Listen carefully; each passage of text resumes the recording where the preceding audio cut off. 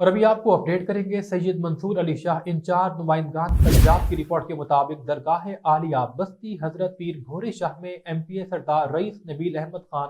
حلقہ پی پی 267 کی طرف سے ترقیاتی کام شروع ہونے پر علاقہ مکینوں کی جانب سے خوشی کا اظہار۔ ایم پی اے سردار رئیس نبیل احمد کا تہہ دل سے شکریہ ادا کیا گیا۔ یہ وہ بستی ہے جہاں سینکڑوں سال پرانی تاریخ ملتی ہے اور یہاں پر ایم پی اے یا کسی ایم این اے نے کوئی ترقیاتی کام نہیں کروایا۔ بستی کے لوگوں سے ووٹ تو لیے گئے مگر ان کو نظر انداز رکھا گیا۔ آفرین ہے حلقہ پی پی 267 کے ایم پی اے سردار رئیس نبیل احمد خان کو کہ جنہوں نے اس علاقہ مکینوں کے مطالبات پر درگاہ عالیہ بستی پیر بھورے شاہ میں سڑک کی تعمیر کے کام کا آغاز کرواتے ہوئے ترقیاتی کام شروع کر دیے۔ اہل علاقہ درگاہ بستی حضرت پیر بھورے شاہ موجودہ سجادہ نشین پیر سید بھورے شاہ، سید امام علی شاہ، سید عارف شاہ، سید منصور علی شاہ، سید عرفان علی شاہ، سید منظور علی شاہ،